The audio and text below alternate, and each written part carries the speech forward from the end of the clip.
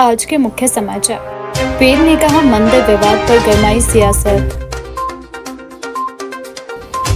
चंबा में दर्दनाक बस हादसा, 7 यात्रियों की मौत।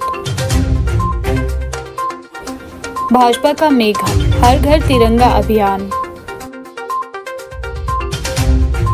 हिमाचल में बारिश का कहर। सांसद सुरेश कश्यप बोले, देश की एकता और बलिदान की याद दिलाता है तिरंगा। जयराम ठाकुर का सुखू सरकार पर हमला। शिमला में पहली बार निकला भगवान भोलेनाथ का भव्य नगर कीर्तन। अब समाचार विस्तार से।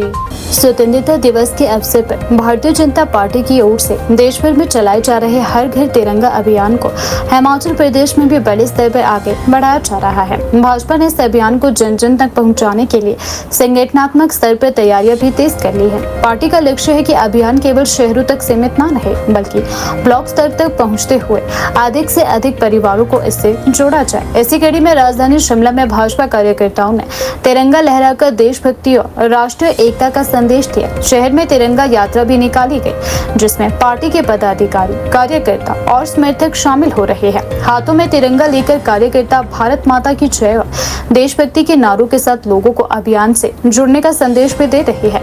भाजपा की ओर से कहा जा रहा है कि हर घर तिरंगा अभियान का उद्देश्य स्वतंत्रता दिवस के अवसर पर प्रत्येक नागरिक के मन में राष्ट्र के प्रति सम्मान और गौरव की भावना को मजबूत करना है।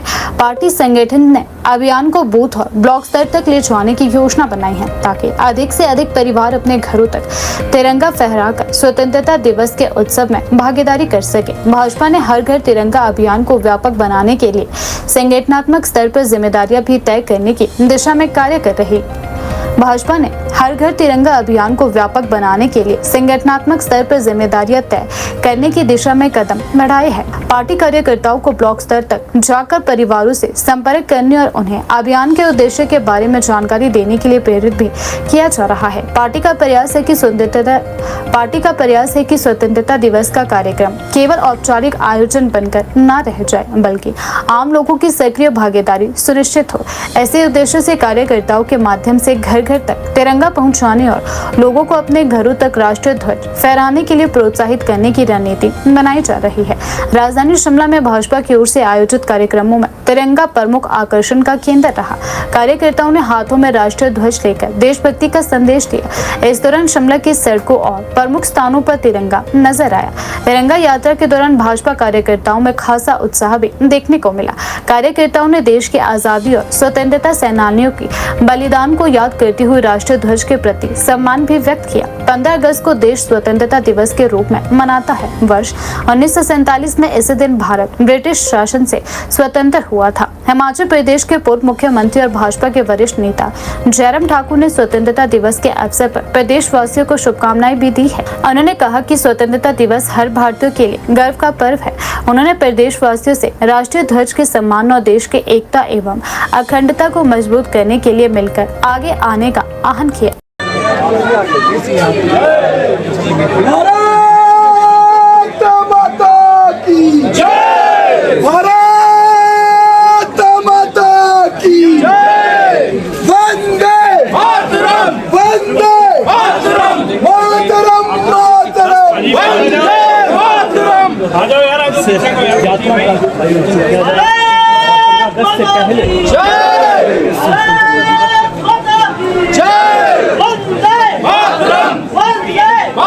भारत की स्वतंत्रता के 80 वर्ष पूरे हो रहे हैं और इस अवसर पर मैं जहां 15 अगस्त को स्वतंत्रता दिवस हम बड़े उत्साह के साथ पूरे देश भर में मनाते हैं, मैं सभी को बहुत बहुत बधाई देता हूं, स्वतंत्रता दिवस की शुभकामनाएं देता हूं।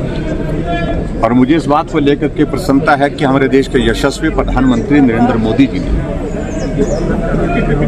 देश के प्रति हमारा श्रद्धा का भाव, आदर का भाव तिरंगे के प्रति हमेशा रहे।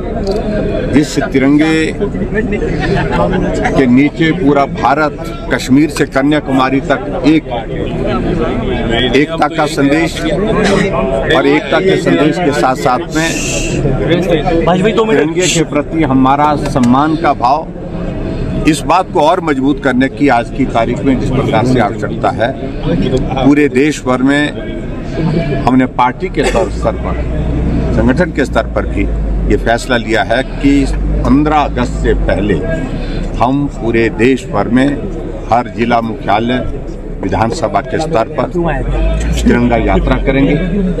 भारत माता की जय के साथ तिरंगा यात्रा का कार्यक्रम पूरे देश भर में बहुत उत्साह के साथ भारतीय जनता पार्टी के सभी हम कार्यकर्ता कर रहे हैं, और उसके साथ हर घर तिरंगा, इस बात को भी सुनिश्चित कि हर घर में तिरंगा लगे, इसके लिए भी अभियान जो है वो हमारी पार्टी की ओर से, हमारी केंद्र की सरकार आदरणीय मोदी जी के नेतृत्व में उनके आदेश के मुताबिक हम कर रहे हैं। और मैं एक बार फिर से 15 अगस्त को 80 साल हमारे देश की स्वतंत्रता के होंगे, इस अवसर पर सभी को मैं बहुत बहुत स्वतंत्रता दिवस के अवसर के लिए बहुत शुभकामनाएं देता हूँ, बहुत बहुत बधाई देता हूँ। Thank you.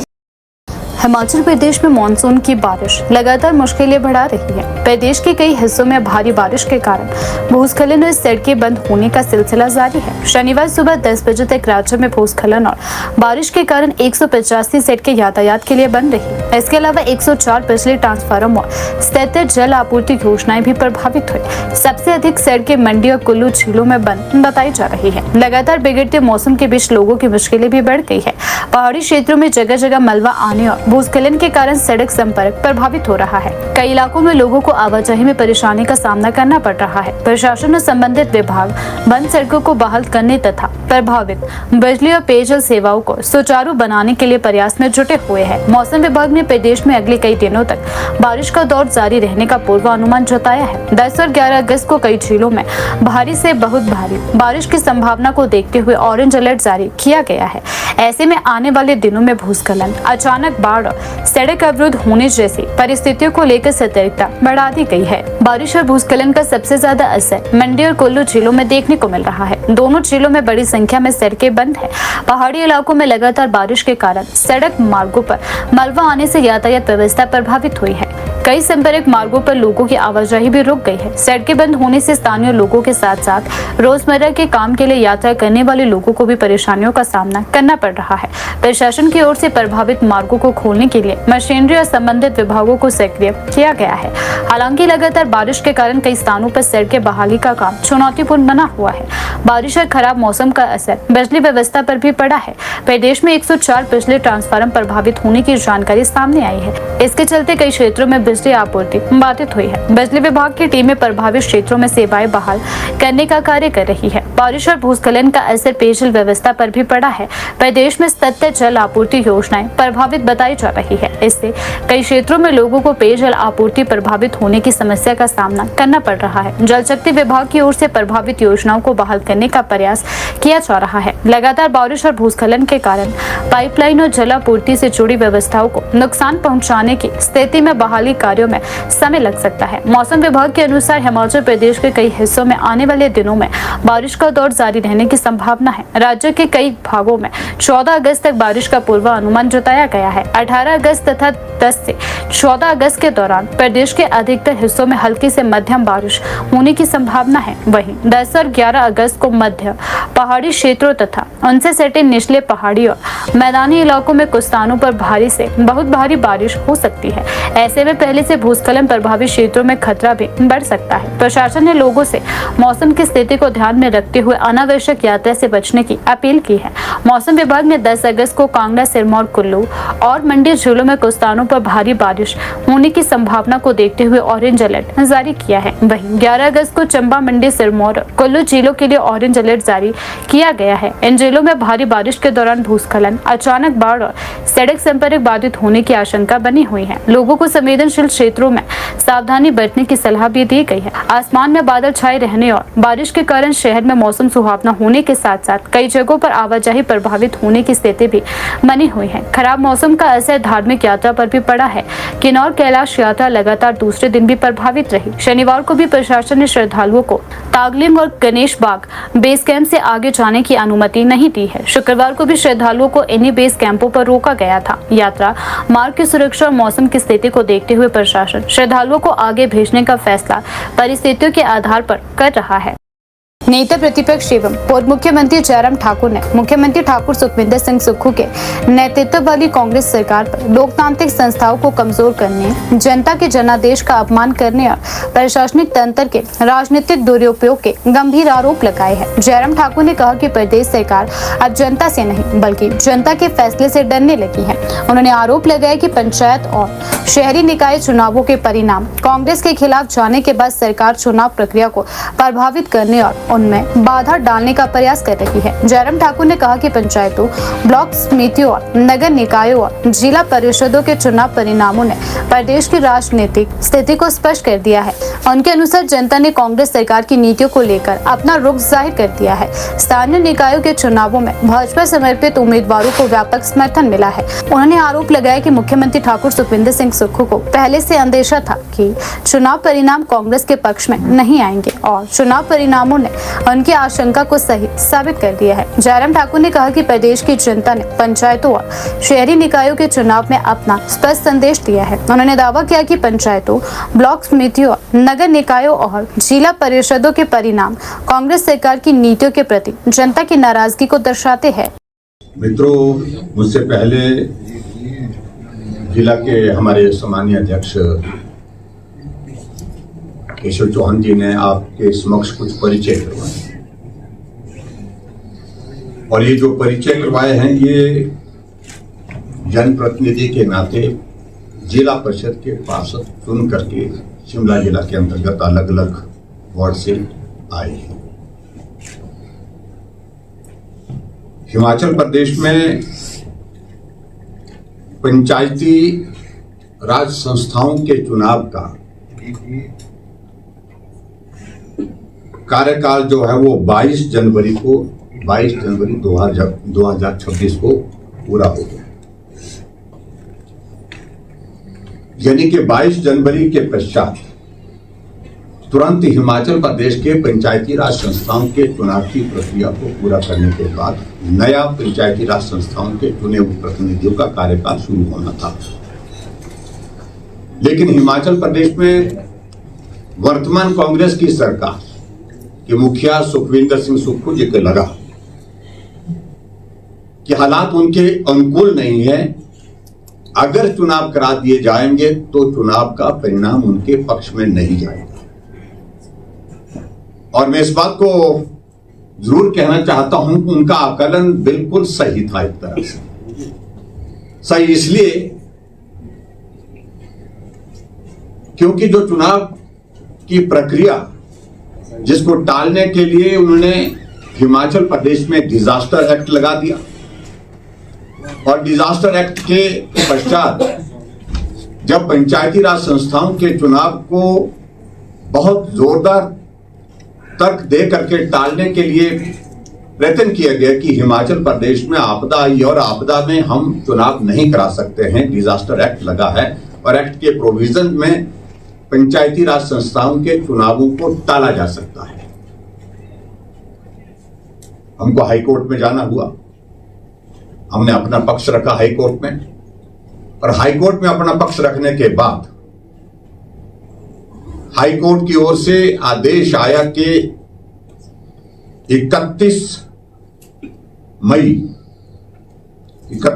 तक हिमाचल प्रदेश में पंचायती राज संस्थाओं के चुनाव जो है वो संपन्न करवाए जाए।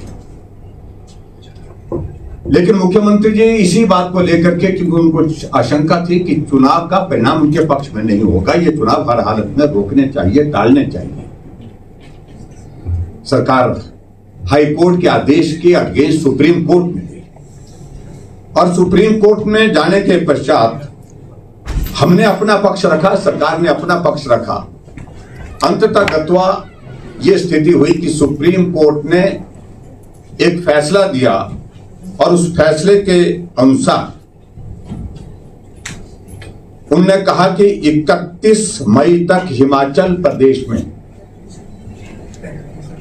30 अप्रैल तक, हाई कोर्ट का 30 अप्रैल था और सुप्रीम कोर्ट ने 31 मई को हिमाचल प्रदेश में पंचायती राज संस्थाओं के चुनाव करवाने के लिए फैसला सुनाया और उसके बाद सरकार के हाथ पांव फूले और आखिरकार उनको चुनाव की प्रक्रिया को आगे बढ़ाने के लिए विवश होना पड़ा। मतदान हुआ हिमाचल प्रदेश में और मतदान होने के पश्चात हिमाचल प्रदेश में वोटों की जो गिनती है वो गिनती संपन्न हो गई और गिनती संपन्न हुई 31 तारीख को, 31 मई को। 31 मई के पश्चात आज हिमाचल प्रदेश में पंचायती राज संस्थाओं के चुनाव हुए, परिणाम घोषित होने के बाद जो है वो 2 महीने लगभग 10 दिन का समय पूरा हो गया। और जो पंचायत के प्रावधान है जो एक्ट के मुताबिक, उसमें भी परिवर्तन कर दिया और उसमें जो परिवर्तन कर दिया, रूल्स में प्रोविजन जो है उसमें बदल करके जो 7 डेज के अंदर जो है वो चुनाव की प्रक्रिया जो है वो वोट के बाद जो है वो पूरी करनी थी, उसको ओमिट कर दिया, उसको समाप्त कर दिया रूल्स में फैसला लेकर के और उसको अनिश्चित काल के लिए कर दिया। और ऐसी परिस्थिति में हिमाचल प्रदेश में जब चुनाव के परिणाम आए, चाहे वो पंचायती राज संस्थाओं के चुनाव के परिणाम आए, चाहे वो नगर निगम के, नगर परिषद के, नगर पंचायत के और ब्लॉक समिति के, मैं इस बात को मैं जरूर कहना चाहता हूं कि हिमाचल प्रदेश में अगर परिणामों की अगर हम बात करें, जिक्र करें, 12 जिले हिमाचल प्रदेश में हैं। 12 जिलों में से 10 जिलों में जिला परिषद के चेयरमैन, वाइस चेयरमैन के चुनाव की प्रक्रिया संपूर्ण हो गई है। 10 जिलों में से 9 जिलों में हिमाचल प्रदेश में कांग्रेस अपना चेयरमैन और वाइस चेयरमैन के लिए कैंडिडेट भी खड़े नहीं कर पाए, यानी कि निर्विरोध 9 जगह भारतीय जनता पार्टी के जिला परिषद के चेयरमैन और वाइस चेयरमैन चुन करके आए। मैं इसलिए बोल रहा हूं कि मुख्यमंत्री जी को जो आशंका थी वो आशंका सही साबित हुई कि चुनाव का परिणाम कांग्रेस को उखाड़ फेंकने के लिए हिमाचल प्रदेश में आएगा और 70% पंचायतों के चुने हुए प्रधान भारतीय जनता पार्टी समर्थित लोग चुन करके आए। ब्लॉक समिति में मेजॉरिटी भाजपा की, नगर परिषद, नगर पंचायत में भाजपा आगे। और उसके बाद मुख्यमंत्री जी कहते हैं कि हिमाचल प्रदेश में पंचायत के चुनाव जो है पार्टी के सिंबल पर नहीं होते, लेकिन नगर निगम के हिमाचल प्रदेश में 4 जगह जो चुनाव हुए, जिसमें धर्मशाला में, पालमपुर में, मंडी और सोलन में, जहां पार्टी के सिंबल पर चुनाव हुए, उसका भी परिणाम आया। और उसका परिणाम आया तो हिमाचल प्रदेश में 4 में से 3 जगह भारतीय जनता पार्टी के मेयर और डिप्टी मेयर चुन करके आए। यहां भी मुख्यमंत्री का आकलन सही साबित हुआ, जो डर था उनको वो साबित हुआ कि कांग्रेस को उखाड़ फेंकने के लिए लोगों ने मन बनाया है और वो जाहिर हुआ।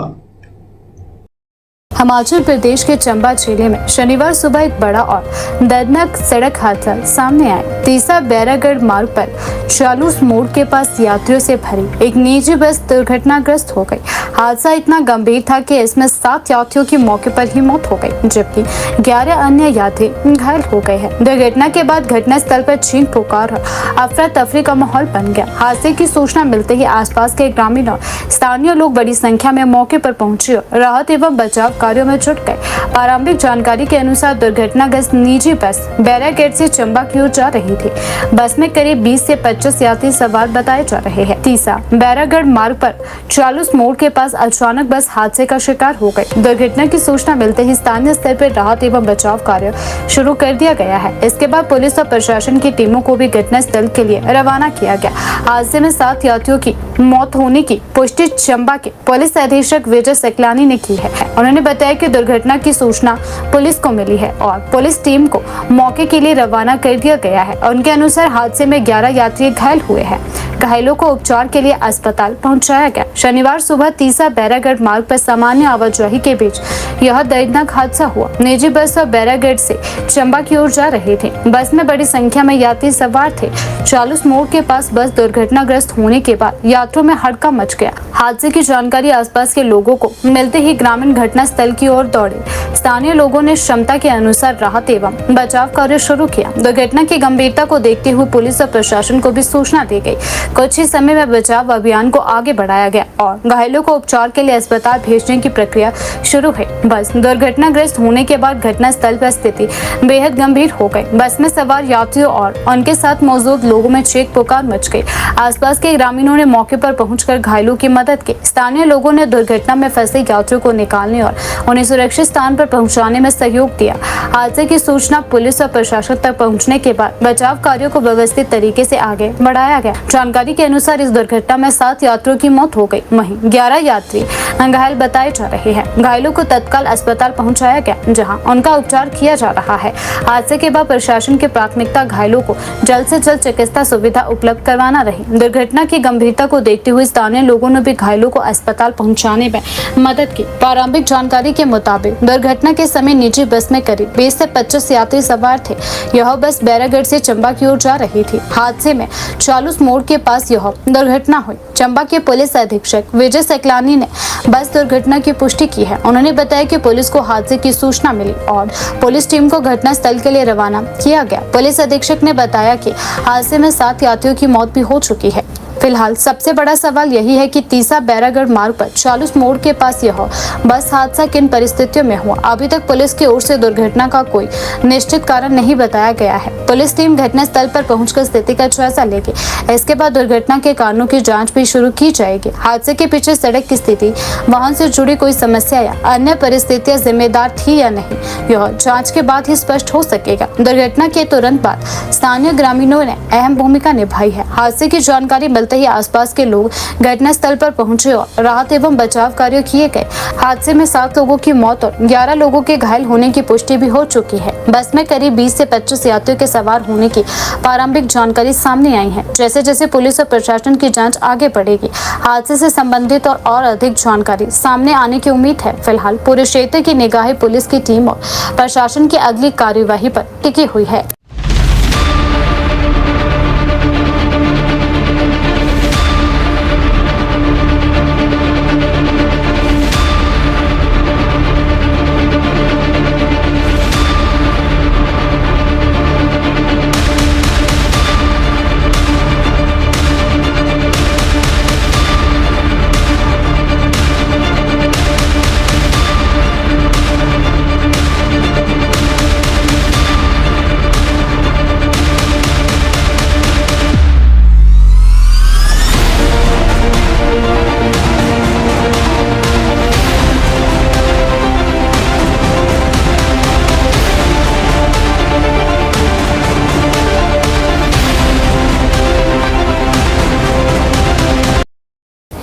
उज्जैन के विश्व प्रसिद्ध महाकालेश्वर मंदिर की पालकी परंपरा की तर्ज पर शनिवार को राजधानी शिमला में पहली बार भगवान भोलेनाथ का भव्य नगर कीर्तन निकाला गया। सनातन धर्म सभा अनाज मंडी शिमला की ओर से आयोजित इस धार्मिक आयोजन में सैकड़ों की संख्या में श्रद्धालुओं ने हिस्सा लिया।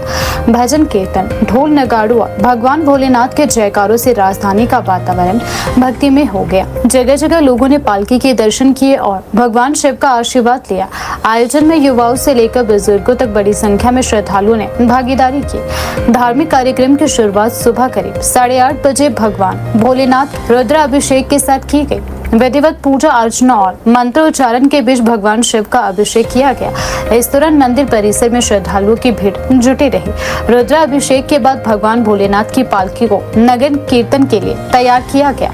श्रद्धालुओं ने पूजा अर्चना कर भगवान शिव से सुख समृद्धि और सभी के कल्याण की कामना की। कार्यक्रम के तहत सुबह 12:10 पर गंज बाजार स्थित राधा कृष्ण मंदिर से भगवान भोलेनाथ की पालकी नगर कीर्तन के रूप में रवाना हुई। पालकी के आगे और पीछे बड़ी संख्या में श्रद्धालु भजन कीर्तन करते हुए चलते दिखाई दिए। ढोल नगाड़ों की गूंज और भगवान भोलेनाथ के जयकारों से पूरा वातावरण शिव में नजर आया। श्रद्धालुओं ने पूरे उत्साह और श्रद्धा के साथ नगर कीर्तन में हिस्सा लिया। आयोजकों के अनुसार उज्जैन के महाकालेश्वर मंदिर की प्रसिद्ध पालकी परंपरा से प्रेरणा लेते हुए शिमला में पहली बार इस तरह भगवान भोलेनाथ का नगर कीर्तन आयोजित किया गया। आयोजन का उद्देश्य धार्मिक आस्था के साथ साथ सनातन परंपराओं और संस्कृति को आगे बढ़ाना रहा। आयोजकों ने कहा कि भगवान शिव की पालकी को शहर के विभिन्न बाजारों और प्रमुख मार्गों से ले जाकर श्रद्धालुओं को दर्शन करवाए गए। इस दौरान लोगों ने जगह जगह पालकी का स्वागत किया।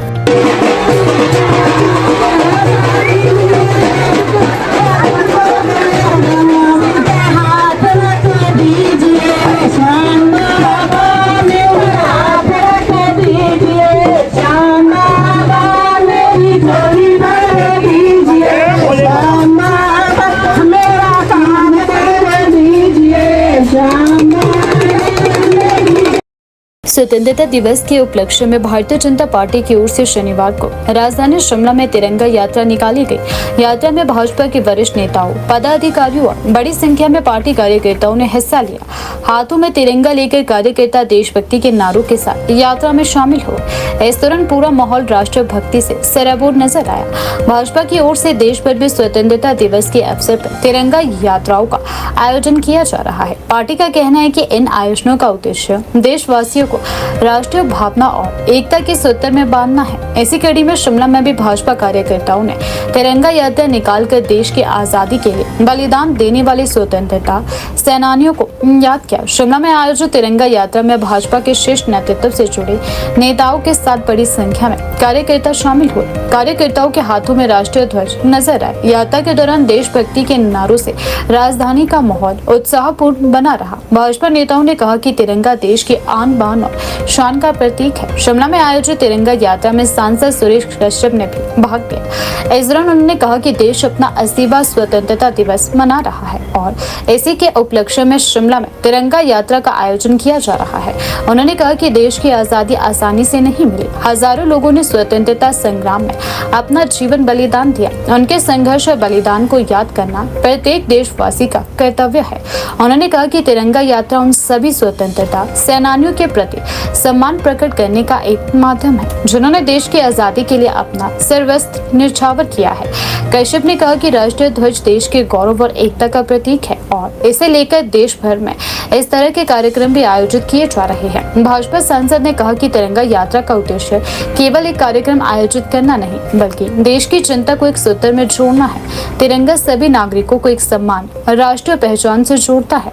उन्होंने कहा कि स्वतंत्रता दिवस के अवसर पर देश के नागरिकों को अपने स्वतंत्रता सेनानियों के बलिदान को याद करना चाहिए और राष्ट्र की एकता, अखंडता और संप्रभुता को मजबूत करने का संकल्प लेना चाहिए।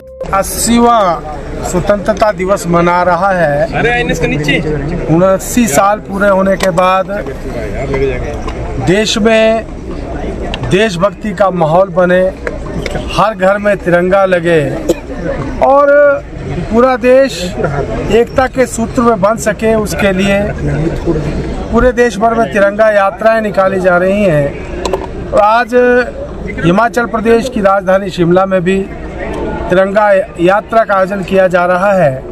वो तिरंगा जिसकी रक्षा के लिए अनेक रणबांकुरों ने अपना जीवन समर्पित कर दिया, अनेक वीरों ने, अनेक शूरों ने, अनेक माताओं ने, अनेक बहनों ने इस तिरंगे की रक्षा के लिए अपना समर्पण दिया है। और आज पूरा देश एकता के सूत्र में बंधते हुए इस तिरंगे की रक्षा के लिए देशभक्ति का माहौल घर घर में बने, हर घर के ऊपर तिरंगा लगे और उस दिशा में हम आगे बढ़ रहे हैं। और उसी कड़ी में आज तिरंगा यात्रा का आयोजन यहाँ किया जा रहा है। मानसून सत्र को लेकर जिस प्रकार का गतिरोध लगातार 2 सप्ताह से संसद के अंदर चल रहा है, विपक्ष का जो रवैया है बहुत निराशाजनक रहा है।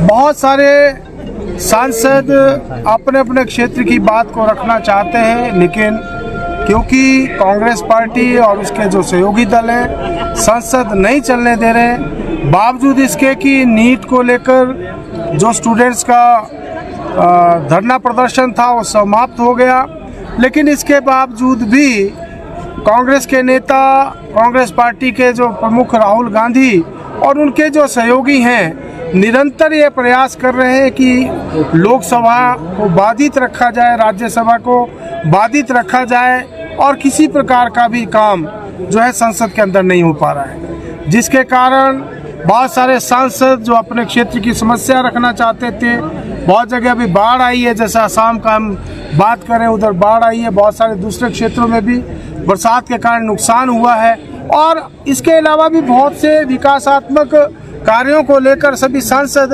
अपने क्षेत्र की भी बात रखना चाहते हैं और विभिन्न समस्याओं का जिक्र भी पढ़ना चाहते हैं। बहुत सारे ऐसे बिल जो कि जिनको इस सत्र में पारित किया जाना है, लेकिन जिस प्रकार का गतिरोध कांग्रेस पार्टी और उसके सहयोगी सांसदों के द्वारा किया जा रहा है, जिसके कारण संसद का भी जो है बहुमूल्य समय जो है जाया जा रहा है और साथ ही साथ जो गाड़ी कमाई देश की जनता की जो संसद सत्र के ऊपर खर्च होती है वो भी निरर्थक जा रही है।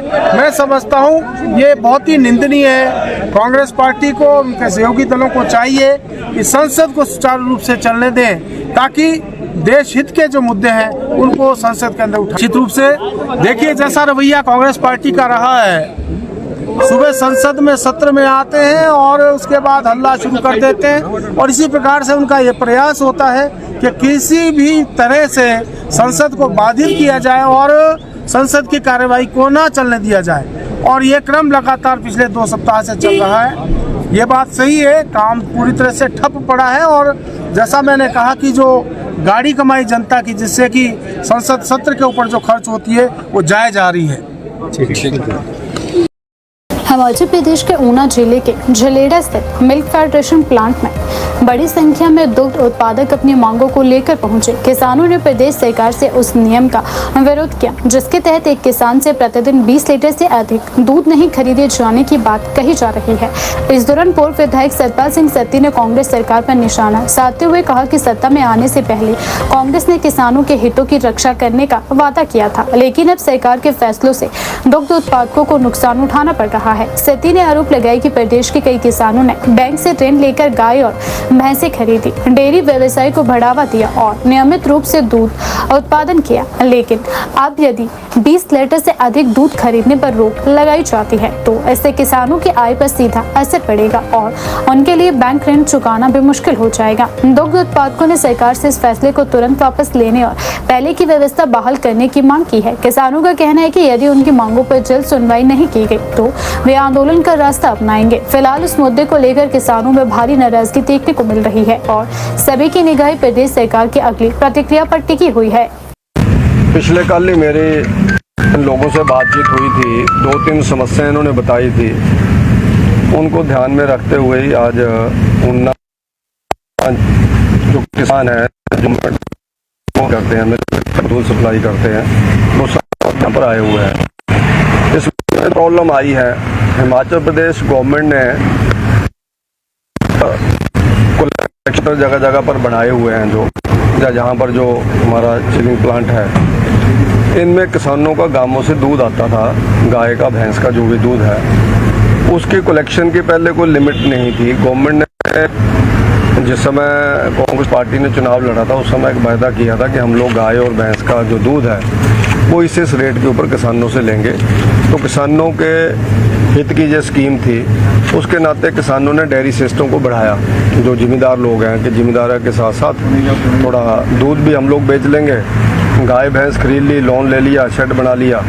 तो अब गवर्नमेंट ने एक दिक्कत इसमें खड़ी कर दी है कि 20 लीटर से ज़्यादा एक किसान से दूध नहीं खरीदेंगे। जो अभी कुछ दिन पहले ही नोटिफिकेशन गवर्नमेंट की आई है, तो तो इनका कहना यह है कि हमारे पास दूध ज़्यादा होता तो बाकी दूध हम लोग कहाँ पर देंगे, क्योंकि गांवों के लोग हैं तो गांवों के पास कोई ऐसा बड़ा शहर भी नहीं है कि हम लोग शहरों में जा कर के ये लोग बेच सकें। और दूसरी इससे प्रॉब्लम आ रही है, जो हमने पहले भी विधानसभा के अंदर मुद्दा उठाया है, कई बार 3-3 महीने हो जाते हैं लोगों के जो दूध लिया होता है उसकी पेमेंट नहीं होती है। जब इनकी पेमेंट नहीं होती है, जो इन्होंने मार्केट से सामान खरीदना होता है, पशुओं का चारा है, चाहे पशुओं के लिए अन्य जो हम लोग खाने की फीड है, या कोई तारा मीरा है, या कोई बड़े में वगैरह है, तो फिर आप लोग जानते हैं 3-3 महीने कोई भी किराने वाला भी विश्वास नहीं करेगा तो नहीं देता है। और उनका भी काफ़ी पैसा हो जाता है। जिनके पास 20 भैंसें हैं तो वो एक जगह से ले रहा, तो उसे किराने वाले का भी बहुत ज़्यादा पैसा हो जाता है, तो वो इनको तंग करते हैं, देना बंद कर देते हैं। तो वो पेमेंट जो नहीं हो रही है 2-2, 3-3 महीने, उसकी दिक्कत अभी भी पिछले कल तक जब इन्होंने मेरे से बात की थी तो मई और जून की पेमेंट नहीं पड़ी थी। 6 जुलाई आज हो गया है, तो आज सुबह ही गवर्नमेंट ने शायद मई महीने की पेमेंट इनकी डाली है, लेकिन जून महीने की अभी भी पेंडिंग है। तो मुझे लगता है कि आज जहाँ इकट्ठे हो रहे थे इसलिए शायद हो सकता है मैसेज पहुँच गया होगा, तो उस लोगों ने पेमेंट डाल दी। अच्छा है, पेमेंट डालनी चाहिए, मैं उसका ये नहीं कहता कि आज क्यों डाली, उनको तो हर महीने डालनी चाहिए। तो हमारी ये डिमांड है कि आप लोग जो 20 लीटर दूध की कैपिंग शुरू की है उसको आप लोग हटाएं, गवर्नमेंट हटाए। और दूसरा जो दूध की पेमेंट है वो हर महीने होनी चाहिए। और तीसरा एक और इनको आदेश आए हैं कि जो भी कलेक्शन सेंटर है कि आपने नए किसान को नहीं जोड़ना है। कोई अन्य किसान डेयरी बनाना चाहता है, डेयरी चलाना चाहता है, अपना रोजगार पैदा करना चाहता है, लेकिन आप कैसे रोक सकते हैं उनको। तो यहाँ जो यूनिट के कर्मचारी साथी हैं उन लोगों से हमने बात की है, उनके हाथ में कुछ नहीं है। फिर इन्होंने अखिलेश जी हैं हमारे एक कांगड़ा में, तो उनसे बातचीत की है, तो उन्होंने ये कहा है कि हम लोग जो 20 लीटर कैपिंग वाला मामला है गवर्नमेंट से उठा रहे हैं। शिमला भी हमने भेजा है, शिमला में मिस्टर वर्मा जी हैं, एमडी हैं, उनसे मैं भी बात करूंगा। और जो मंत्री महोदय आदरणीय चंद्र कुमार जी, उनसे भी बात करूंगा कि इनकी समस्या को संवेदनशीलता के साथ आप लोग देखें और इनकी समस्या का हल करें, क्योंकि हिमाचल प्रदेश के अंदर गांवों के अंदर छोटे छोटे किसानों ने ये काम शुरू किया है। अच्छी बात है, वरना हमारे प्रदेश के अंदर बाहरी प्रदेशों से दूध आता है, पैकेट के अंदर आता है, वो कैसा दूध है कोई किसी को पता नहीं है। तो ये तो एक शुद्ध दूध है, घरों से निकला हुआ, परिवारों से जहाँ दूध पहुँचता है, जिन्होंने डेयरी सिस्टम शुरू किया है, गाय का है चाहे भैंस का है। तो इसको मजबूत करने के लिए गवर्नमेंट को सहयोग करना चाहिए और समय पे पेमेंट हो, कैपिंग को हटाया जाए। और नए किसानों को जोड़ने की जो इन्होंने कहा है कि उस पर प्रतिबंध है, नया व्यक्ति कोई मत जोड़ो। इनको कहा जा रहा है कि नया व्यक्ति अगर आप कलेक्शन सेंटर में जोड़ेंगे तो उसकी पेमेंट आप ही देंगे, गवर्नमेंट नहीं देगी। ये बिल्कुल गलत है। गवर्नमेंट ने वायदा किया हुआ है, जब चुनाव लड़ा था उस समय वायदा किया हुआ है कि हम आप लोगों से दूध लेंगे। उस समय कोई लिमिट नहीं थी और अभी भी कोई लिमिट नहीं थी, और इसमें काफ़ी मूल्य बढ़े भी हैं और लोगों को अच्छा पैसा मिल भी रहा है। लेकिन पैसा समय पर मिले, जितना दूध उनके पास होता है वो बेचना चाहते हैं उतना दूध लिया जाए और नए किसानों को आगे जोड़ा जाए ताकि किसान भाइयों को इससे राहत मिले।